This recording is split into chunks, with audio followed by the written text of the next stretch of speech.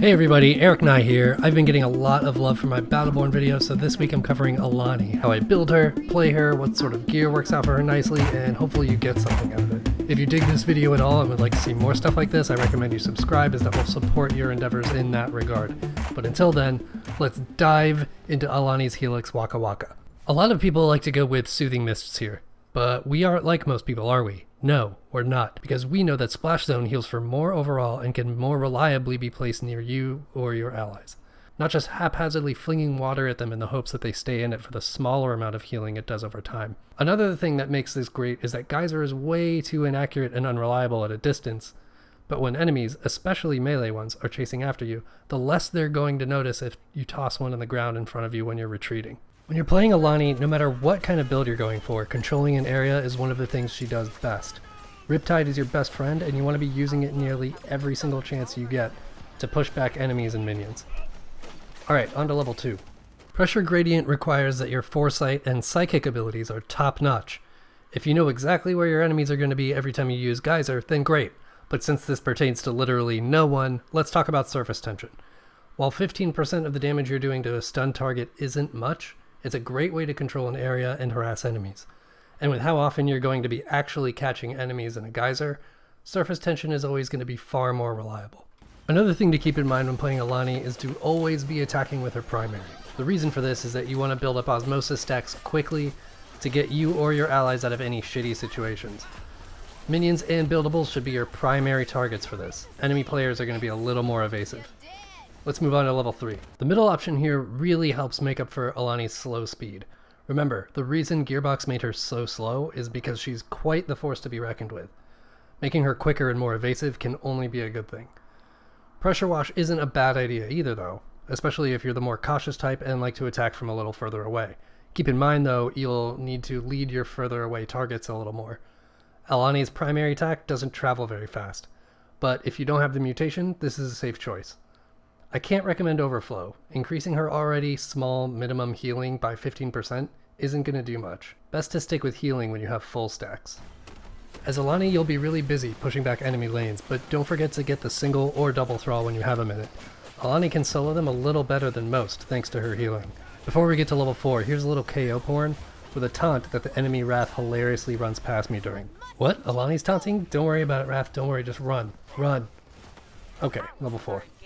If you've seen any of my other videos, you know how much I love slowing enemies. I always go with Wet Blanket here. It's a great way to control a wave of minions, an overextended enemy, or an entire lane.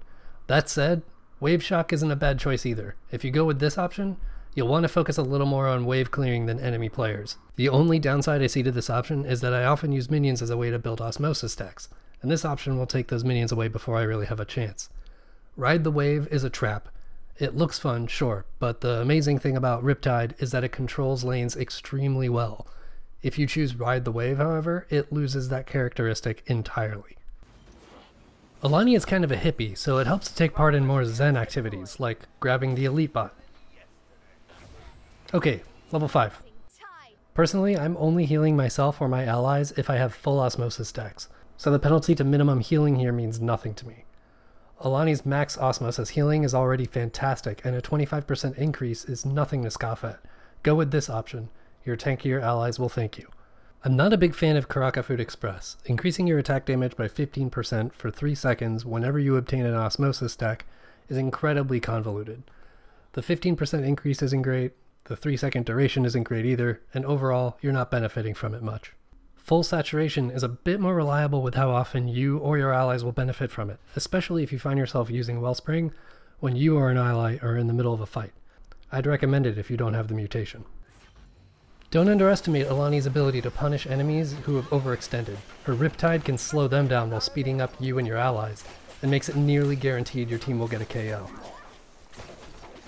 Alright, on to level 6. This one's a no-brainer. Would you rather have osmosis build up when you're throwing one of your many Riptides? Or would you rather cast Geyser and cross your fingers in the hope it'll catch an enemy player and maybe give you 1 or 2 osmosis stacks? To say Refresher is more reliable than channeling is a massive understatement. When it comes to Geyser and Emergence, it requires you to have a little bit of planning. It's best to cast them behind enemy players where you'll think they'll retreat and run into. Don't make the mistake I do here, where I'm just casting them like they're going to do damage right away. Alright, level 7. When you're playing as Alani, the thing that's really going to make your enemies hate you is how much you're controlling the map. And that is all thanks to Riptide, Geyser, and her ultimate, Emergence. Half a second being shaved off every time you land a hit with your primary is just too ridiculously good. I'd recommend it every single time. The only reason I'd say you should go with Whitewater is if you're trying to run a pure support build with Alani, with little to no focus on attacking enemies. It's a huge increase to attack speed and helps build osmosis fast. But you're turning down an option that makes Alani even more of a force to be reckoned with. You're better off equipping her with attack speed gear. As a quick PSA, don't be afraid to use your ult purely on minions, even if there isn't an enemy player around. The objectives are your #1 priority, and doing so gives you experience. Okay, on to level 8. The fact that I go with Splash Zone at level 1 means increasing the radius of Geyser is simply the best bet. Being able to increase the area where myself and allies are going to get a nice burst heal is awesome, and it makes it a tad more difficult for enemies to evade. If you're really good at using Geyser offensively though, I could see Aquifer maybe working out for you. But I think you'll find that increasing the radius does you even better. Especially because if you've gotten used to the timing of Geyser in a certain way, this option is going to throw you off. Geyser already doesn't do a bunch of damage, and its damage isn't necessarily what makes it so good. So unfortunately the mutation here is kind of useless. It's always great when you blindly cast a Geyser and it stuns an enemy player. Always take advantage of this, because it's a huge sign to your allies to start attacking them, and you're likely to get the assist or KO. Or the taunt. You always want to get the taunt. Don't forget to taunt. Okay, on to level 9. This is one of my favorite Helix options for Alani because it synchronizes beautifully with 2 previous Helix options. Wet Blanket from level 4, causing it to slow enemies for a total of 6 seconds, and Refresher from level 6, increasing the amount of time you can build osmosis from moving through Riptide, and not to mention the amount of time you're moving faster within it. I can't see how Waterproof utilizes Riptide's strengths. It already goes far enough, and there isn't much reason to make it go farther. Go with Stagnant Pools here, especially if you're taking my advice from levels 4 and 6. We're going to go straight into level 10 because the highlight of what happens here comes after the leveling up. Undertow makes up for the fact that it's super obvious to the enemy when you've cast Emergence, and they can easily get out of the way. This option slows them greatly for 1 second longer than the duration of Emergence. Even when it's over, they're dragging their feet, giving you time to finish them off if they survived. I know I've sung praises for cooldowns here, but if you've taken my advice up to now, you're not going to need Transpiration. It doesn't increase the damage output you'd be getting from keeping enemies in Emergence with Undertow, and it really doesn't help you heal your allies that much quicker. But Deep Song is also an excellent choice.